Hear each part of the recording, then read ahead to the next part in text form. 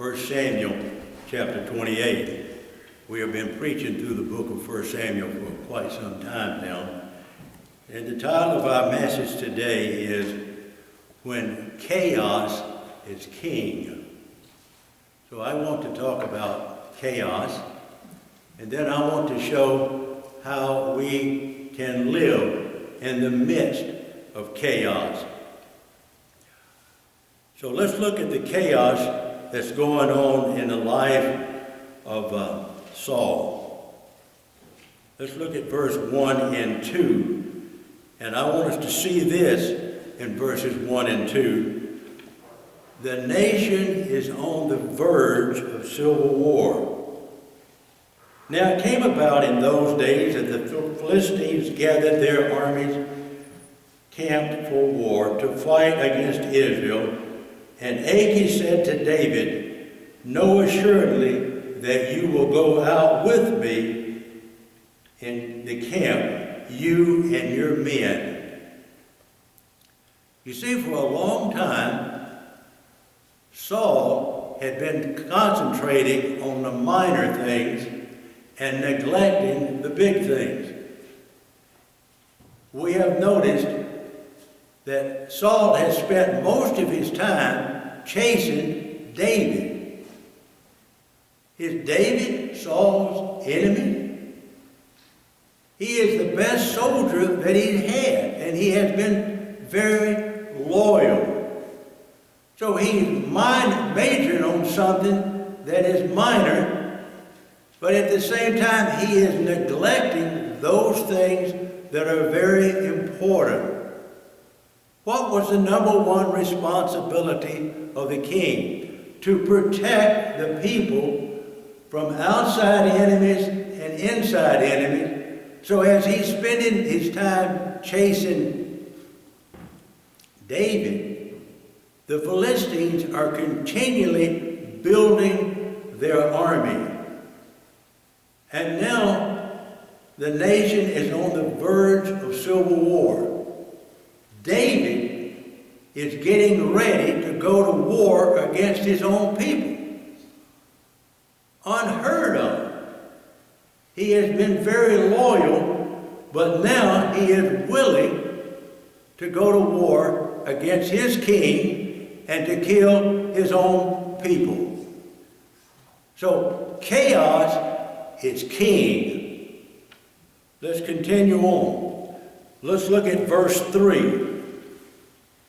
And from verse 3, I want us to see that in time of chaos, spiritual leadership is gone or hard to find. Verse 3. Now Samuel was dead, and all Israel had lamented him and buried him in Ramah, his own city. There is no spiritual leadership for the land. Samuel, who had guided the nation for a long time, is now gone. Didn't you use, well, we'll get back to that in a moment. Verse 5. In verse 5, I want to see that the people are trembling at the circumstances in the midst of chaos. When Saul saw the camp of the Philistines, he was afraid, and his heart trembled greatly. The courage of Saul is now gone, and people are looking at the circumstances, and they are afraid.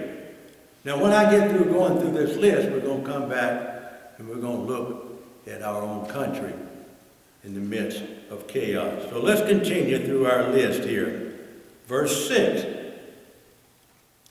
In the time of chaos, it seems that God does not answer. When Saul inquired of the Lord did not answer him.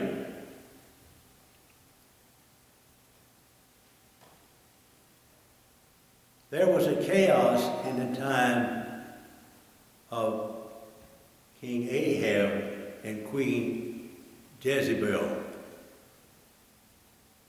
And God said for 3 years it would not rain. And no matter how hard people prayed, it didn't rain. In times of chaos, God sometimes just simply refuses to answer prayer. Verse 7. And in verse 7, I want us to see this. In times of chaos, Saul sought out a witch for help. Let's look at verse 7. Then Saul said to his servants, "Seek for me a woman who is a medium, that I may go to her and inquire of her." And his servant said to him, "Behold, there is a woman who is a medium and indoor." As chaos prevailed, people seek out witchcraft. Verse 10. This is what I want us to see in verse 10. Saul was giving protection to the enemies of God's people. And Saul vowed to her by the Lord and said, "As the Lord lives, there shall no punishment come upon you for this thing." He is promising protection to a witch. Did he ever promise anything like that to David? He did not keep his word. He promised it, but he continually broke his word.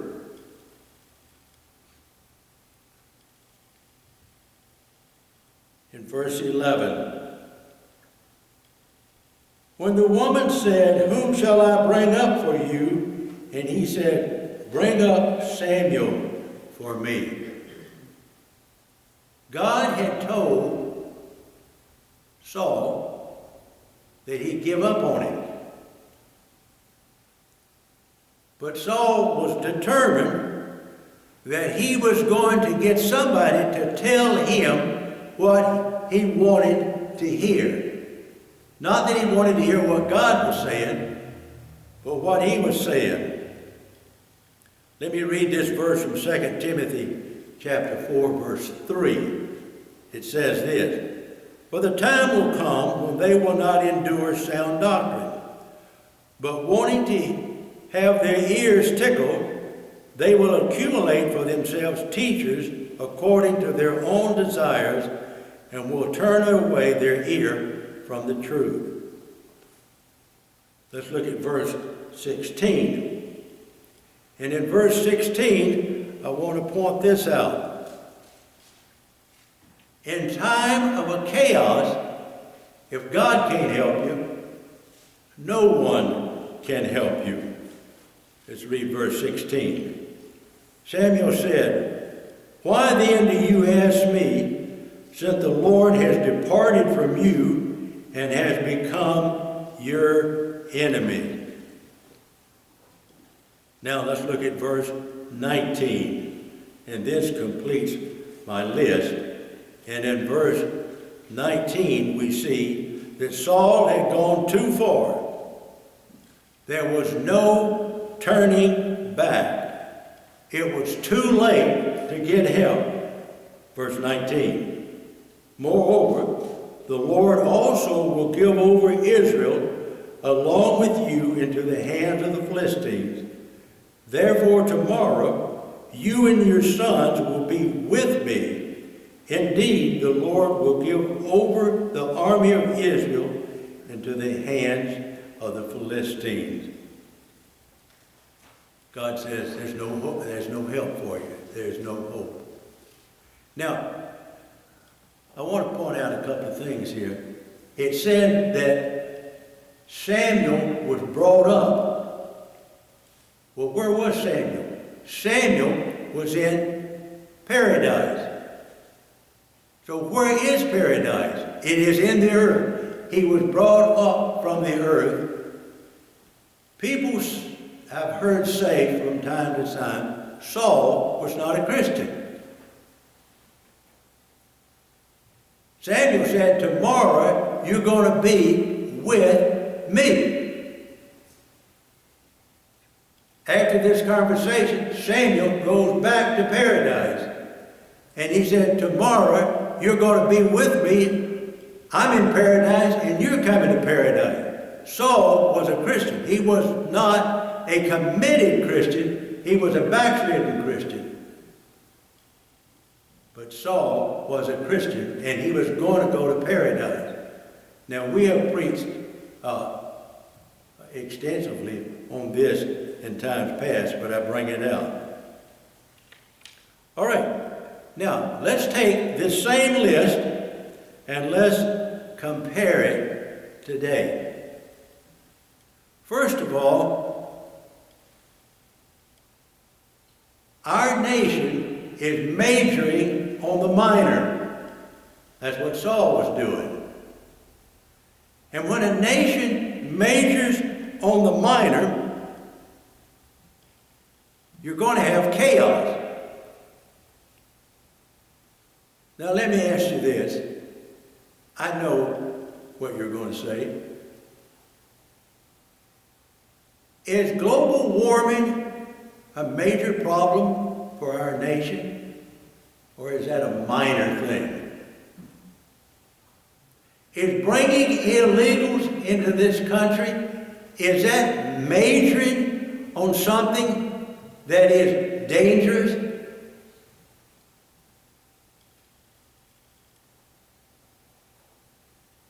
Would you say gas prices is a major problem in this nation? Would you say that we need to major on the major and neglect those things and not spend all of our time? Is paying illegals to come into our country, is that a major problem for our country? It becomes a major problem, but that's not where we should be concentrating. I'm going to read a quote from one of our congressmen. And it shows what we're majoring on. This is from a congressman in New York. We will completely end democracy to save democracy. Now you might want to scratch your head on that one, but I'm not through with his statement. This is a man who has sworn to uphold the Constitution, but this is what he has said. We will completely end democracy to save democracy. We will not rest until you are disarmed and under our complete control to do whatever we want to you and your family whenever we feel like it.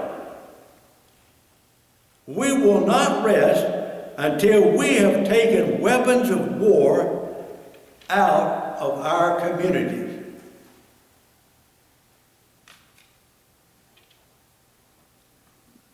Now, is that a major problem for our country? To disarm the American people? Somebody said the other day, they said, the right to bear arms is a Republican idea that they are trying to force on the American people. Now, is that a pure sign of ignorance? Where does the right to bear arms come from? Does it come out of the Republican platform? Or does it come out of the Constitution of the United States of America? You know the answer.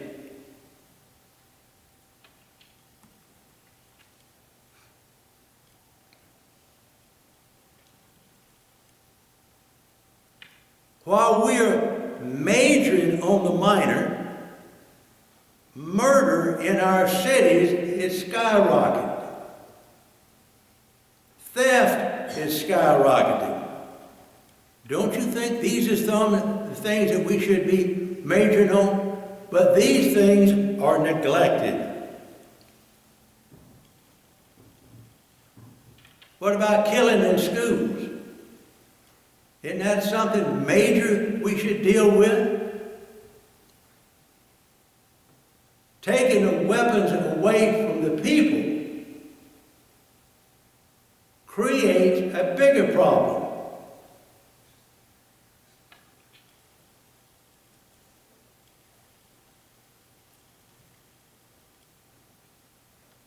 Verse 2, David was willing to be involved in civil war. He was willing to go to war with the Philistines to destroy his own people. Now what did this do? It showed something that it was in David's heart that I'm not sure that David even knew it was there. Up until this time, he has fought to protect Saul. Now he's ready to kill Saul and to kill his fellow citizens. Murder was in David's heart, and chaos revealed it. We go back to chapter 25, verse 34, and David is talking to Abigail, and he is on his way to kill Nabal and every male in the family. Let me read verse 34 of chapter 25. If you had not come quickly to me, surely there would not have been left to Nabal until the morning light as much as one male.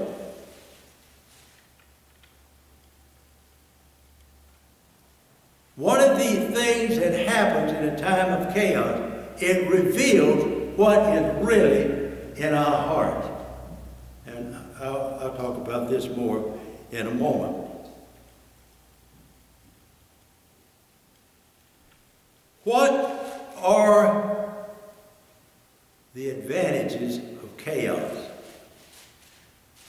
And, well, first of all, you have to say, well, there can't be any advantages. But there are some good things that come out of chaos. I'd like for you to turn to 1 Corinthians chapter 11. And I want to show you what happened in the midst of chaos. 1 Corinthians chapter 11, verse 19.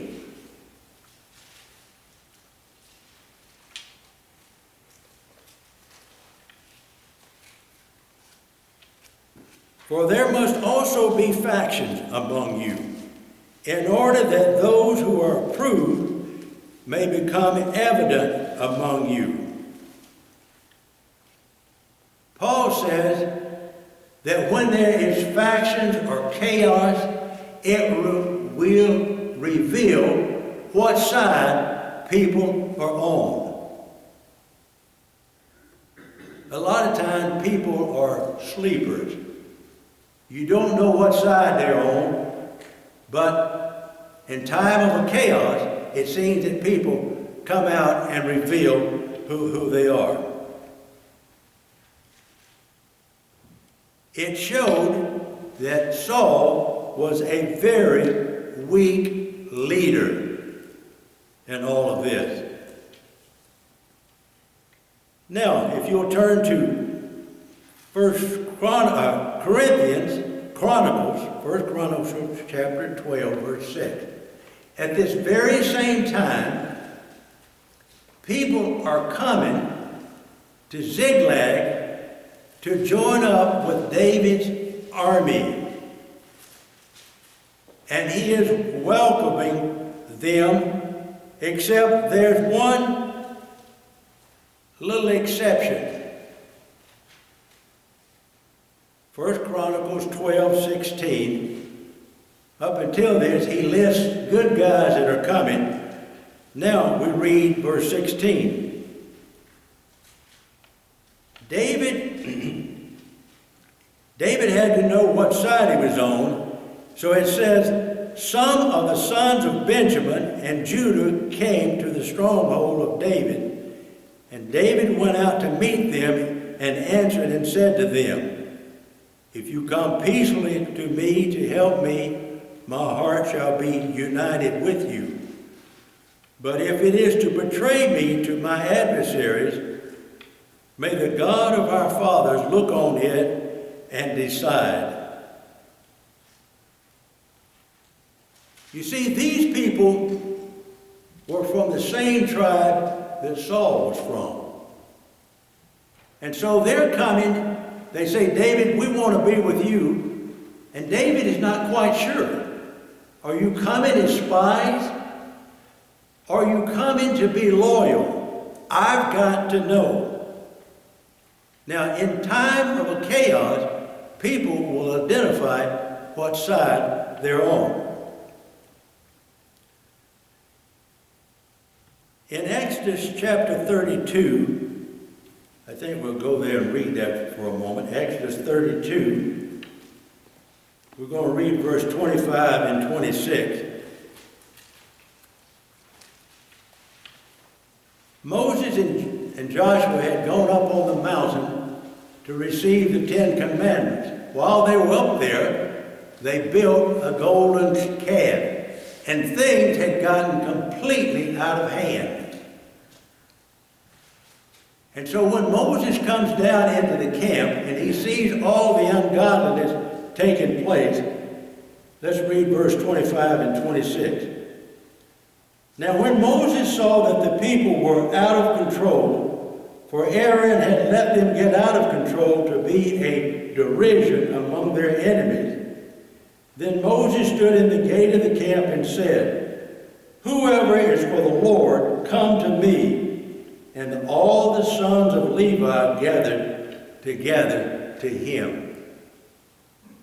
In a conflict, the leadership has to know who is on which side. And so he said, everybody that stands with the Lord, come and stand with me. The only people that came was Levi. Everyone took sides. And then he told the sons of Levi, now you take your sword and you go out among, and I want you to kill people. You kill people who are in rebellion against me.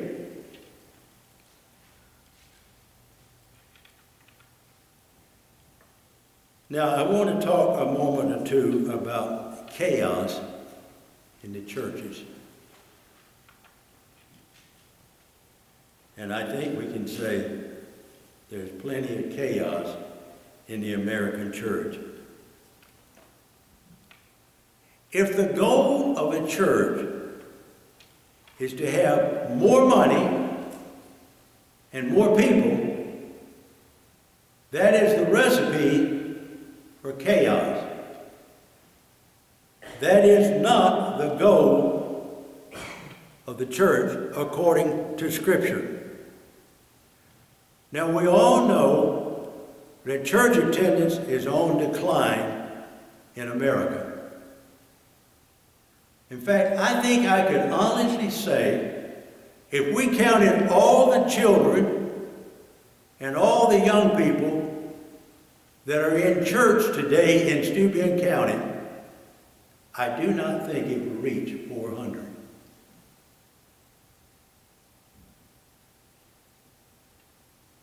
And it's not only here, it's everywhere. Most of the churches in our county have no young people or have no children. Or if they do, they have 1, 2, or 3. Now, in order for church to stay open, it has to have people. But there's a way to reach them, and there's a way not to reach them. Let me give this sad, true story. the First Baptist Church, Orlando, Florida. It's a large Baptist church. The pastor made this statement just a very short few weeks ago. He says, "We are a church of diversity." And he went on to explain what diversity is. We have gays, we have lesbians, we have transgenders. We are a church of diversity. Now, is that God's standard? Is the way God wants to grow churches? Andy Stanley, who has one of the largest churches in America, and he's been losing members. And no one likes to lose members. And so he announced a few weeks ago that there's a homosexual, 2 men in his church. One of them has become a Christian and he baptized him, but he's still living the gay lifestyle.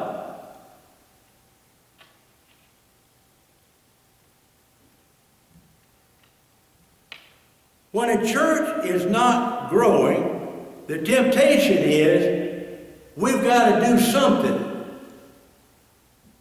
And if we vary from the pattern of the New Testament, we're going to create chaos in the church. People say, we have to love them. Let's look at that for a moment. Did God love Sodom and Gomorrah? He showed patience, and then he showed wrath.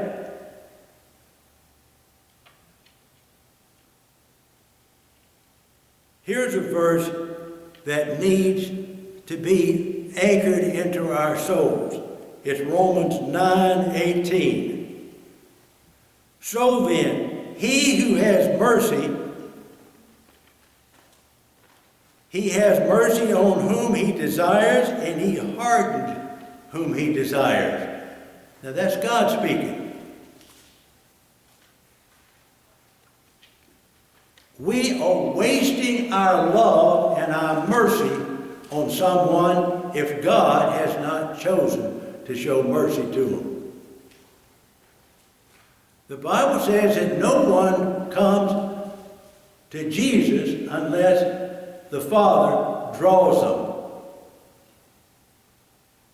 So when we go out and we bring people that God has not drawn, we are creating chaos.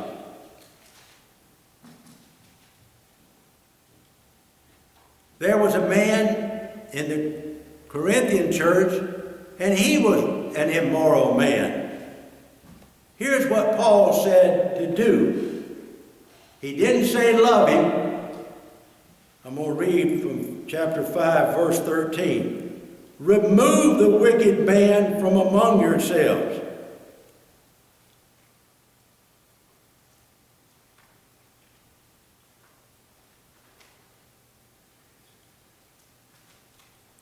What does the verse mean when it says a little leaven leavens the whole lump of dough? It means that when we allow open sin to exist in the church, it takes the church down. So the standard in the New Testament, you don't belong here. When you get right with God, you can belong here. What does the word church mean? What is the definition? The definition of the church means the called out ones. Called out of what? Called out of sin. Called out of filth and wickedness.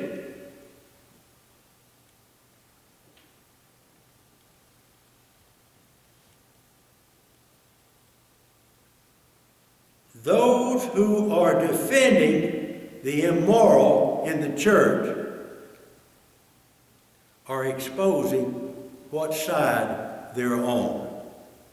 So that's an advantage of chaos. We know what side people are on. Now, something else I want to talk about chaos in the church.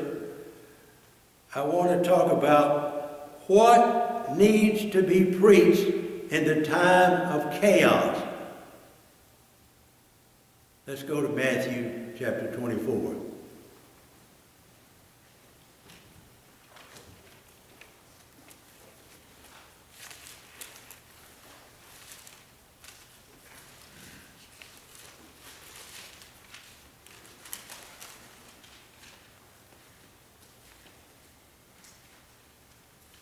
We'll begin with verse 6. And this is talking about the end of time. And what one word describes the end of time? Chaos. And Jesus tells us what the church needs to preach in the time of chaos. Here we go. You will be hearing of wars and rumors of wars. See that you are not frightened, for those things must take place, but that's not the end yet. For nations will rise against nations, kingdom against kingdom, and in various places will be famine and earthquake. But all these things are merely the beginning of birth pains. Then they will deliver you to tribulation. That's chaos.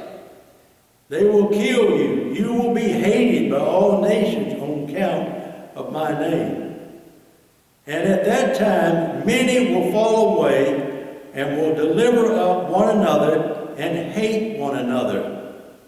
And many false prophets will rise and will mislead many. And because of lawlessness is increased, many people's love will grow cold.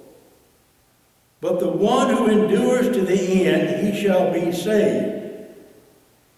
And the gospel of the kingdom shall be preached in the whole world for a witness to all the nations, and then the end will come. Now let me review what I have said in times past. There is one gospel, two parts. There's the gospel of grace, and there is the gospel of the kingdom. Jesus said, in a time of chaos and in confusion, preach the gospel of the kingdom. All right. Now, before you can preach the gospel of the kingdom, you have to preach the gospel of grace. The gospel of grace brings us into the family of God. But now that we're in the family of God, and we have been cast into tribulation, chaos, and all kind of distress, now we need the gospel of the kingdom.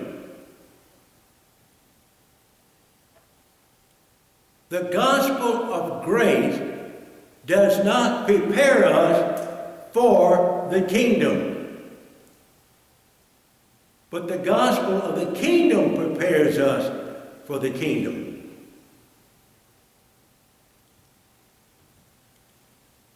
In John chapter 6, it says, those who believe in me, I will raise up on the last day.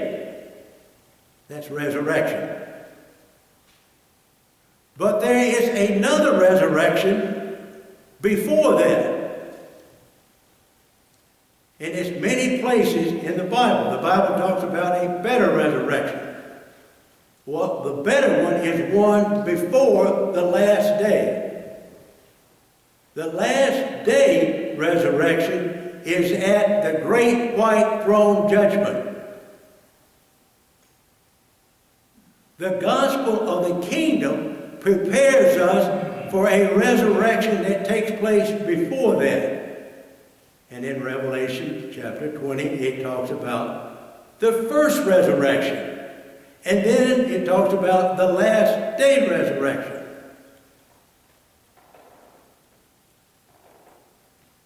It prepares us to suffer. The gospel of grace does not prepare us for suffering. It does to an extent, but the gospel of the kingdom is full of suffering. For example, Jesus said, you cannot enter the kingdom without tribulation. So it prepares us, expects us, and it makes us to endure to the end. He that endures to the end will be saved. That is not the gospel of grace. You don't endure to receive Jesus.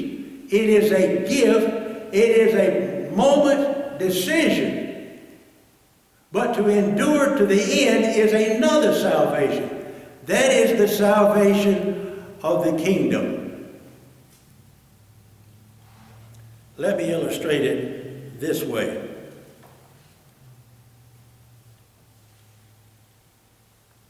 Before the Second World War, there was a man in England, China, by the name of Watchman Nee. Shake your head if you have any idea who I'm talking about.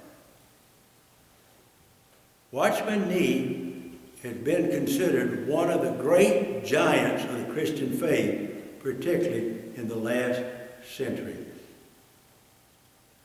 Watchman Nee taught his churches about the gospel of grace and then the gospel of the kingdom. When Mao Zedong took over China, millions of Christians were deceived, and they were not prepared for the tremendous persecution that came to that country. In fact, historians are telling us that it was Watchman Nee and his churches that kept the church in China from completely being destroyed. Not the average denominational churches.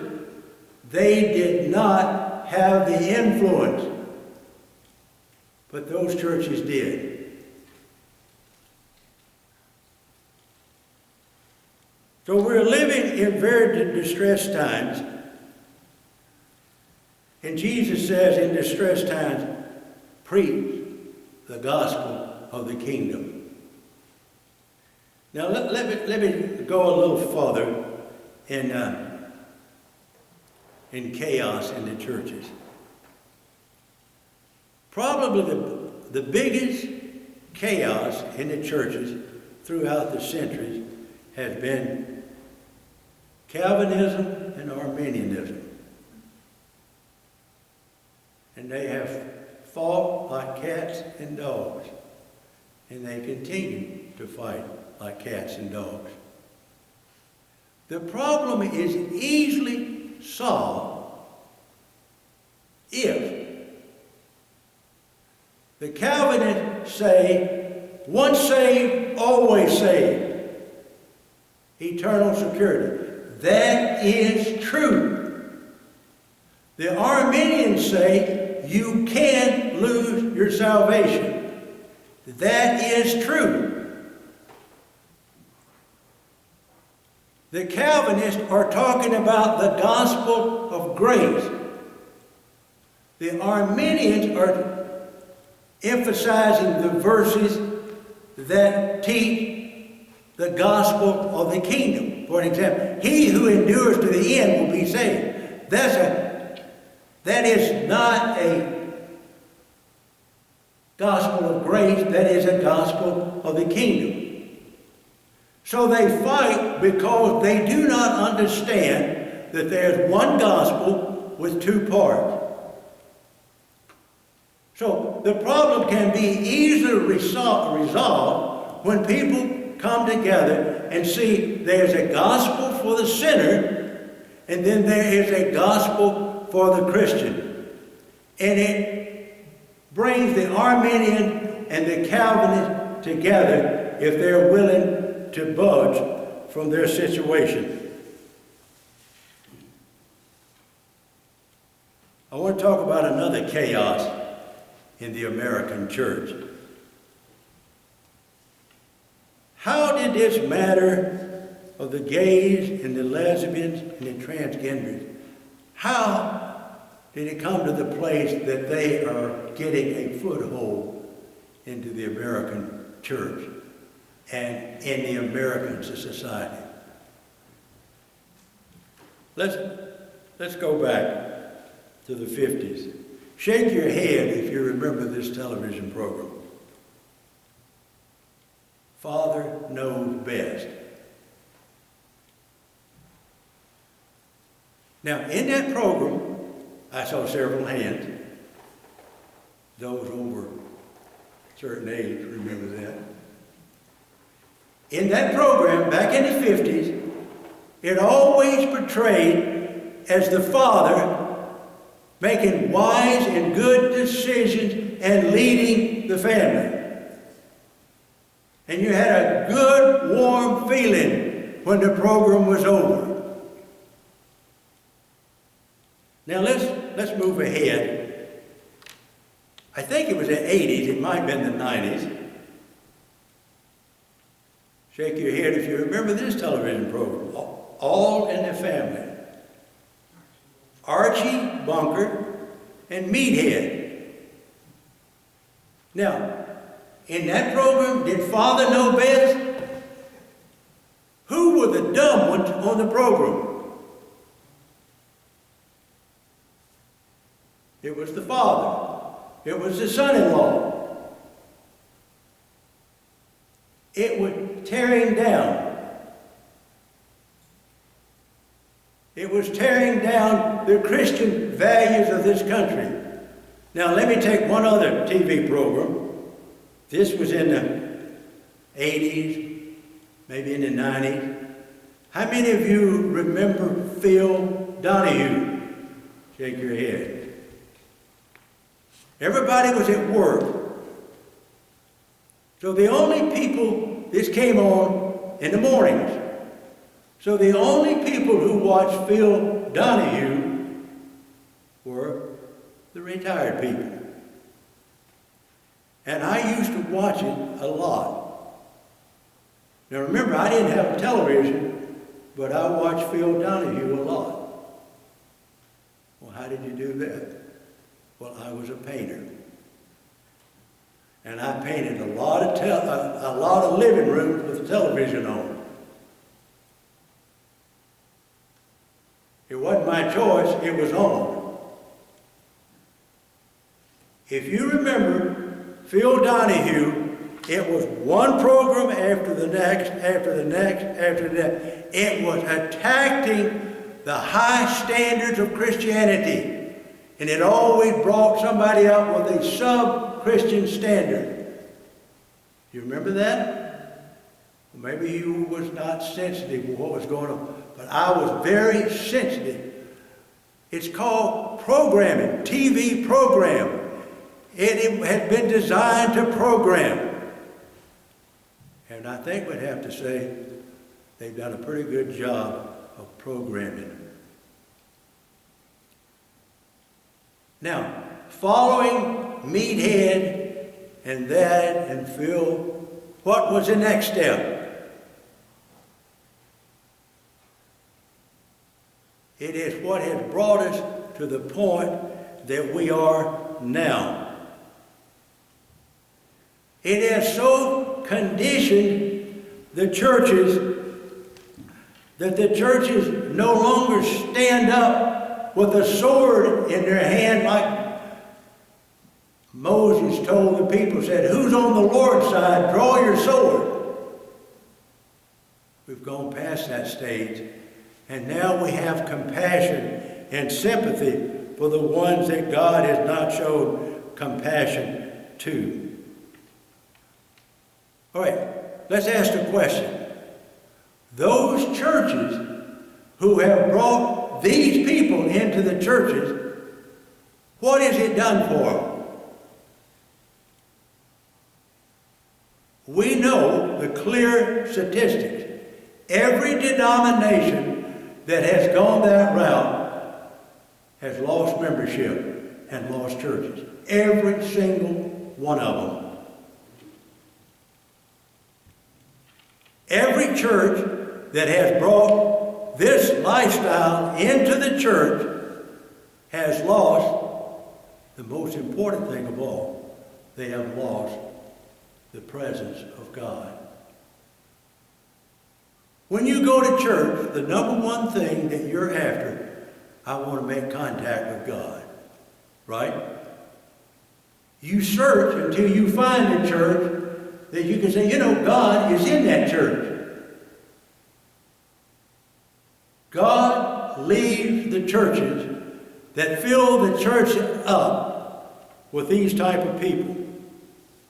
Do you think the devil is going to help build up the kingdom of God? He's not. He will fill up churches.